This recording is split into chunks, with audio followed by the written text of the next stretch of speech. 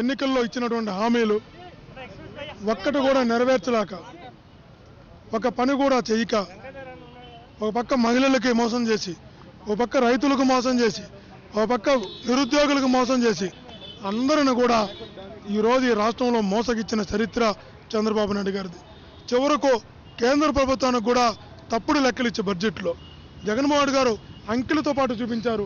90,000 కోట్ల మించి మనకి ఎక్స్పెండిచర్ లేనప్పుడు, 90,000 కోట్ల రూపాయల బడ్జెట్ ఉండాల్సి వచ్చినప్పుడు 1,11,16,000 కోట్ల బడ్జెట్ ఉన్నట్టు తప్పుడు లెక్కలు కేంద్రానికి ఇస్తున్నారు.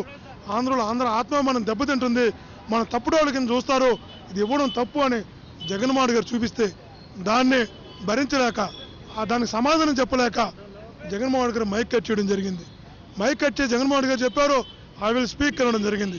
స్పీకర్ గారు నాకు తెలిసి భారతదేశంలో ఏ స్పీకర్ కూడా అలా మాట్లాడడం, యూ కాంట్ టాక్ అనే హక్కు స్పీకర్ గారికి లేదు, నువ్వు మాట్లాడొద్దు అనే హక్కు స్పీకర్ గారికి లేదు. అలా మాట్లాడితే మేము ప్రొటెక్ట్ చేయడం జరిగింది. ప్రతిపక్ష నాయకులను మాట్లాడించాలి, ప్రతిపక్షం అనేది వాయిస్ ఆఫ్ ది పబ్లిక్ అని, మేము మాట్లాడాలి, సమాధానం చెప్పాలి. అందుకని మేము గట్టిగా ప్రశ్నించినామని, ప్రతిపక్ష నాయకులను మాట్లాడే అవకాశం ఇమ్మని అడిగామని ఈరోజు మా మీద దాడులు చేసి, దౌర్జన్యం చేసి, అమానుషంగా నిరంకుశంగా వ్యవహరించి వందలాది మంది ఇన్స్పెక్టర్లని, డిఎస్పీలని లోపలికి పంపి పోలీసు రాజ్యాన్ని తీసుకొచ్చి మమ్మల్ని అందరూ కూడా బయటకు ఎత్తుకొచ్చి మనుషుల లెక్కను కాదు పశువుల లెక్కను రోడ్ల మీద పడేస్తారా? ఇదే ప్రజల చేత గెలిచిన మాకు ఇచ్చే గౌరవం ప్రజాప్రతినిధులకి ఎట్లా నడుపుకుంటారు సభను? మీరు ప్రతిపక్షమే లేకుండా ఉన్నది ఒకే ఒక ప్రతిపక్షం, 4 పక్షాలు కూడా లేవు. ఆ ఉన్న ఒక ప్రతిపక్షాన్ని కూడా ప్రజల తరపున మాట్లాడనీయకుండా మీరు చేసే విధానాన్ని ప్రజలు క్షమించరు. ప్రజలు మిమ్మల్ని చేతులతో కాదు రాళ్లతో కొడతారు జనాల దగ్గర పోతే. చంద్రబాబు నాయుడు గారు ఎప్పుడు వస్తారు, తెలుగుదేశం పార్టీ శాసనసభ్యులు ఎప్పుడు వస్తారు, మంత్రులు ఎప్పుడు వస్తారని ప్రజలు ఎదురు చూస్తున్నారు. చేతులతో కాదు, ఒక్కొక్కరిని రాళ్ళు తీసుకొని ఆడోళ్ళ చేపరులతో పొరకట్లతో కొట్టేస్తారని అందరూ వెయిట్ చేస్తున్నారు. మమ్మల్ని అయితే బయట వేశారు. ఆంధ్రప్రదేశ్లో ఉన్న రైతుల్ని, మహిళల్ని, నిరుద్యోగుల్ని ఈ రాష్ట్రం నుంచి బయటికి పంపించగలరా? ఆవేశంతో ఉన్నారు.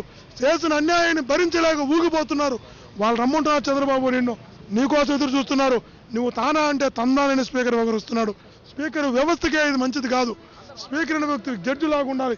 ఒక జడ్జిలాగా ఉండాల్సిన స్పీకర్ గారు ఈరోజు ఒక పార్టీకి అనుకూలంగా, ఒక నిరంకుశంగా, ఒక ఫ్యాక్షనిస్ట్గా మాట్లాడతాడా, వ్యవహరిస్తాడా? ఇదా పద్ధతి? ఇది ప్రజలు అంగీకరిస్తారా? ఆయన స్పీకర్ లాగా వ్యవహరించలేదు, ఒక ఫ్యాక్షనిస్ట్ లాగా వ్యవహరిస్తున్నాడు, దుర్మార్గంగా వ్యవహరిస్తున్నాడు, ప్రజాస్వామ్యాన్ని కూలీ చేస్తున్నాడు.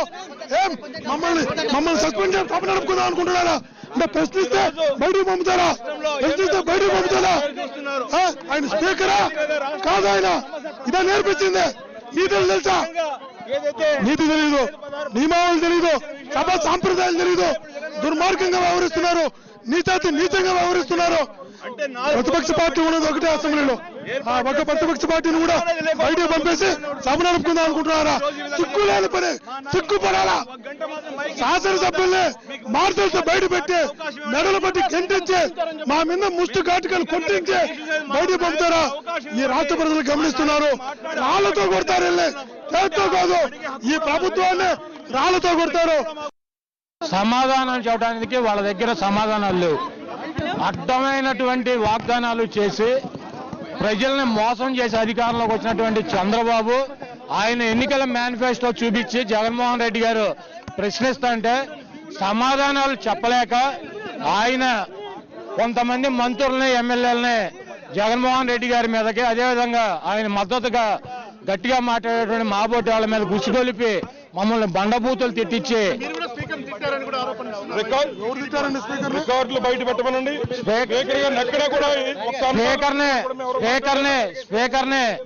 స్పీకర్ నిష్పక్షపాతంగా వ్యవహరించాలి, తెలుగుదేశం పార్టీ కార్యకర్తలా వ్యవహరించకూడదని చెప్పి స్పీకర్ నియంతృత్వం నశించాలని చెప్పి స్లోగన్స్ ఇచ్చాము. ఈ రోజు మమ్మల్ని 3 రోజుల బడ్జెట్ సస్పెండ్ చేశాడు. నేను గతంలో జగన్మోహన్ రెడ్డి గారి పార్టీలో చేరి 1 సంవత్సరం శాసనసభ్యత్వాన్ని వదులుకుంటాకి సిద్ధపడి చంద్రబాబు నాయుడు కాదన్నా కూడా కిరణ్ కుమార్ రెడ్డి గారికి వ్యతిరేకంగా ఓటేసి ఓ సంవత్సరం సభ్యత్వం కూడా పోగొట్టుకున్నాను. ఇటువంటి ఉడత ఊపులకి చింతకాయలు రాలో గుర్తుపెట్టుకోవాలి. ప్రజలకు ఇచ్చినటువంటి వాగ్దానాలు నెరవేర్చి మరి ప్రతిపక్ష నాయకుడికి మాట్లాడే అవకాశం కల్పిస్తేనే ఈ అసెంబ్లీ నడవనిస్తాం. కానీ ఇలా జాగీర్లాగా కావాలంటే వెళ్ళి ఎన్టీఆర్ ట్రస్ట్ భవన్లో పెట్టుకోమండి వాళ్ళ ఎమ్మెల్యేలతో అసెంబ్లీ. మేము ఎవరో వెళ్ళాం. ఇది అసెంబ్లీ అనేది ప్రజాస్వామ్యతంగా ప్రతిపక్షానికి కూడా మాట్లాడే అవకాశాలు ఇచ్చి ఎవరు రౌడీ మీరు చూశారు. నిన్న మొన్న మాట్లాడి చంద్రబాబు నాయుడు ఒక రౌడీలాగా మాట్లాడారు, వాళ్ళ ఎమ్మెల్యేలు ఒక రౌడీలాగా మాట్లాడారు.